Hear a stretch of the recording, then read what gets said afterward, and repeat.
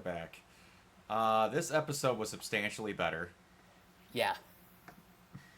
Substantially better. Like, stuff happened in this episode. Um, so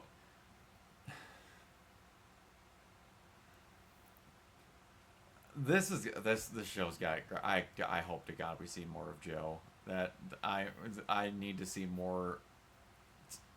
What I want to say, shut in, unhinged, becoming less shut in, unhinged energy that man gave off at the end of this episode was just. Joe's great. Um, Only single white man I've met in my entire life that's got live, laugh, love in his house. You know, he was a little bit off kilter. I love his energy so much. Psycho Bunker have that right there. It's above self-guided missiles, Joe. I was gonna return those. I was gonna return those. Trust me, I ain't no snitch. I ain't gonna tell anybody all this. So we got some intros to the teams, which is pretty good. A solid intro for that. All that I liked quite a bit. Her and Natalie becoming more of a thing, I like quite a bit. The pacing on that is being done really well. Also, I forgot to add one thing in this show that I appreciate, and I didn't mention in the last episode, is the Ironheart title cards. Yes. Like Ironheart Ave, or crashing in the road and it becoming Ironheart and the dents in the pavement. I love when shows get creative with their title cards. Yeah, it's not like I miss the creativity of like editing and stuff like that, since I don't remember. I liked it a lot, but like how they basically had Miss Marvel be Marvel Lizzie McGuire with the random edits of stuff on the bricks and other things being animated for random reasons. That was really good. But yeah, so the big thing this time around was robbing Zarate and getting, well, not exactly robbing, but aggressively coercing themselves into becoming workers of Tunnel. Which, did I miss an abbreviation we got for that or no? I don't remember if there was a like an abbreviation, An anagram or anything? But so they transformed all the subway tunnels into, and actually, give or take, destroying communities, whatever. That is not a horrible idea in practice, but you know, depending on how you do it, it's a completely different thing. Yeah. The moment that that Natalie got with Riri's mom was really good. That was spectacular, and her mom asking if she could make one of oh, now I'm blanking on the stepdad's Gary. name. Gary. Yeah, that was, I was waiting on that.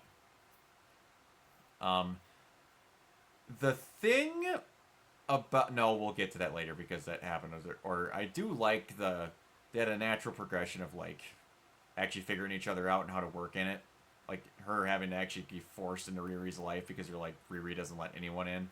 So that was really nice. Yeah, that scene where she just like shows up on the projector was a sweet moment for both of them. It was. I like that it's clear that even the team doesn't know what the hell's going on with Parker. And that Clown doesn't know what scales are. Those are roots or veins, my girl. I don't think you've seen a scale in your entire life. No. Either that or you got a real quick glimpse and didn't know what you saw. I do like that they're somehow trying to cover that shit with tattoos. You can see it underneath them, like what are we doing? But, and I'm wondering how much of the team knows about what's going on with it. Because Clown and, oh shoot. What's his name? Tattoo artist. I'm blanking. John? John, yeah. I've had a long day, guys. I had a long freaking day at work. A lot of stuff happened I don't need to get into. So I'm tired more than I normally am. But, yeah, so he's scared of all this. They have the heist, which goes pretty well, as good as can be. They get in with Zarate. You had the fumbling around with Natalie and Riri, which is pretty good. And they actually had a genuine bonding moment. And then I do like how pulling the gun on her and even the AI got freaked out. But I am going to say my only problem with how they're saying this AI is Riri's asking this AI what it remembers from that night. The AI would only remember what Riri remembered. Because you didn't scan Natalie's brain. You scanned Riri's. Yes. So, if they're going to start acting like that thing has Natalie's memories, that's going to be bad. Which I hope they don't start doing that. Because that is a major logical fumble. Yeah, that is one thing I'm kind of concerned with. But then again, this is also a world with aliens, magic, and I get that. But when they have tech, they don't do that. You don't get random ghost memories from a person's brain from scanning their best friend. that's true. That makes some of the alien shit look normal. Like, imagine if someone explained that to Tony Stark in a conversation, what his response would be. Oh, he would just be flabbergasted. He'd be like, that doesn't work that way. And the magical people that don't understand technology would say, that's not how that works. That's not how the Force works. But hopefully that comes to a head if she asks any more questions like that, where they're like, I only know what you know.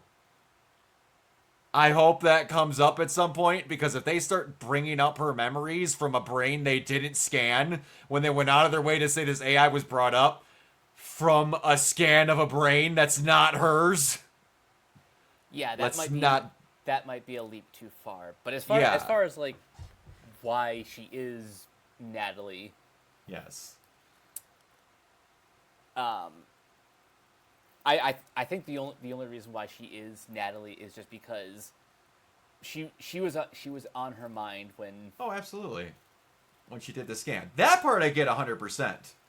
The only thing questioning is her asking her what she remembers when that's not her brain she's talking to.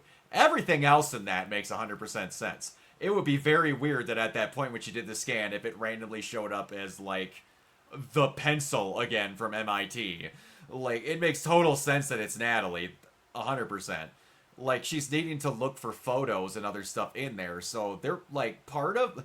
Again, when I say it feels like there's writers of scripts in different rooms at points, you have that, and then you have her looking up pictures of what she looks like normally on the computer.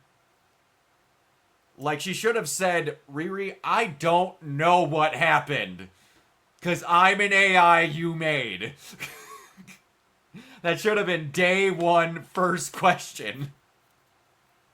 Because what that doesn't need to do is bring up a life or death moment later on where she needs to have a memory of Natalie's, and then that's when Natalie brings up that we scanned your brain, remember?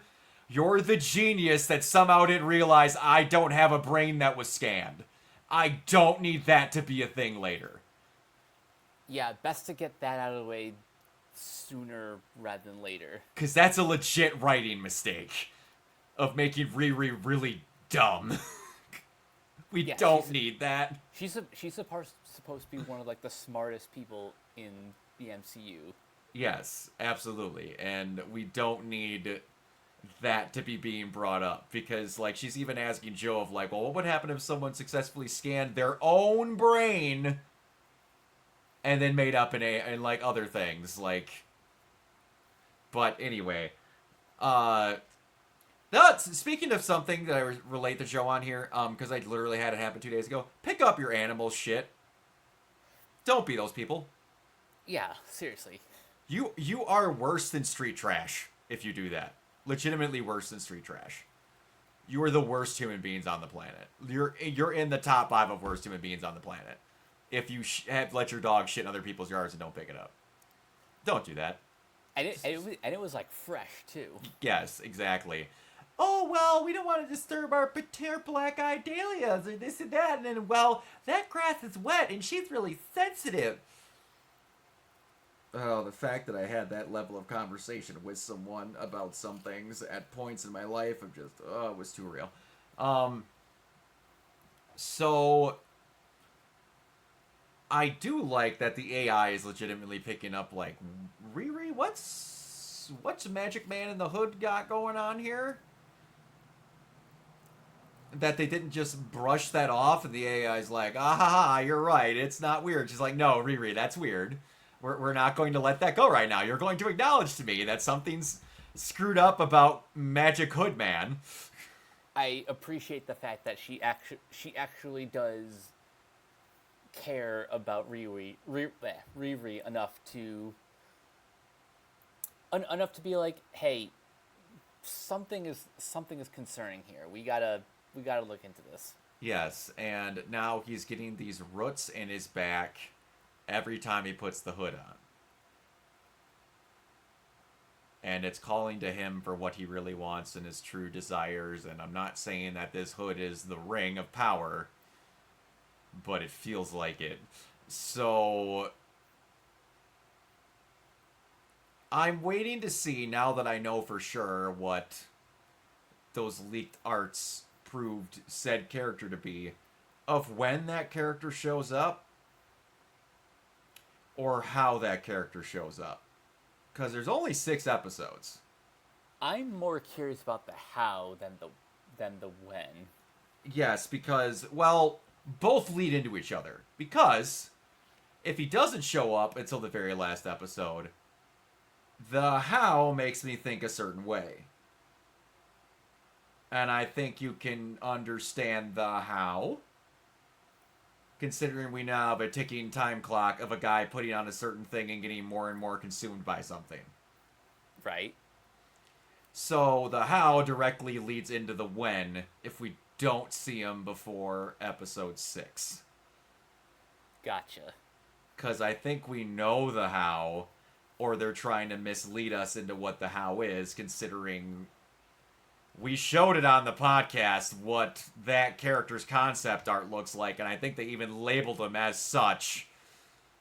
Yeah. So, and he's wearing red. The hood is red. He's being consumed by the hood that happens to be red.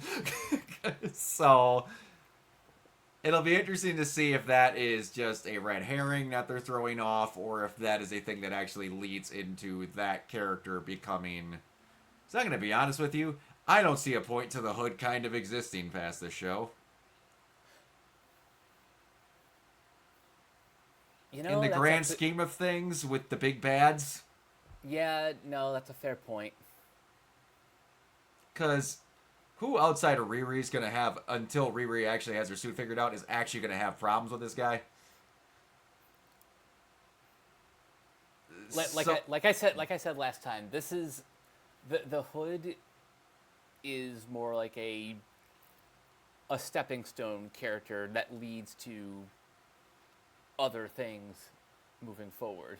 I'm going to be honest with you, it doesn't make me feel like it's readying us for Fantastic Four, because this thing feels less magic and more demonic. So, I don't know what else they have planned. I know there's going to be magic in this show because I got spoiled on some things, but I feel like, give or take, there is magic involved in that. I don't know what they're going to do with other stuff leading into other things, but I feel like they're getting us prepped for the fact that hell exists. And if they're ever going to do anything with that, I don't know.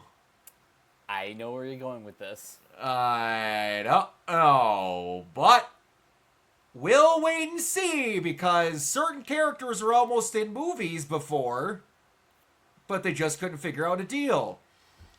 And I know it'd be pretty sick if that character started showing up. I'm just saying. Yep. It's doable. We've had a character play him before that did a damn good job. So we could just do some more of that. And if we're going to start having the rumored Midnight Suns movie that's supposedly been on and off the clock for however many years, you're gonna need to have that area open. Oh, certainly. So we'll see how or when and why they do that. But yeah, I just gotta. Knowing basically how this series ends, it's gonna be interesting to see where they lead into certain stuff. And I like how, with that character, we got the biggest storyline that everyone in comics hates that involves that character written differently without that character. Yep. How they fixed One More Day and actually made it good? No damn idea. But it was great. I just love how they're like, yeah, they just did, yeah, whatever. And then, no, now we introduce the character that ruined Spider Man for a lot of people. Go away from him. If that doesn't tell you who we're talking about by now, then I am happy you're going to experience it later on in the show. But yeah, do you got anything else? I'm. I think I'm good. All right, I am pretty good too. Mike, where can everybody find you? You guys can find me on various social media sites at Captain K42. You can check out my quick thoughts on letterbox.com/CoachK42. And you can follow Renegade Pop Culture on Facebook and Blue Sky at Renegade Pop Culture. You can also find us here on YouTube, on Podchaser. Consider supporting our Patreon at patreon.com/Renegade Pop Culture. Listen to all of our podcasts on Spotify, Apple Podcasts, or wherever you listen. And last but not least, everything can be found at renegadepopculture.com. You escape, so do we. Absolutely. You find me everywhere at Organized Zero, mainly on Twitch and YouTube. If you are interested in a giveaway for Ghost of Yotei, I will be doing one on October 2nd when the game releases at midnight. All you need to be doing is watching my Twitch stream, which is the same as this YouTube channel you're finding this on. Be watching it and be subscribed. That's all you need to do in order to be entered to win it. If any of you are into cosplaying and the like, any conventions that I go to or places I do cosplaying is at my Instagram at Organoid Zero. So yeah, that's that. Until next time, we will see you all later. Bye!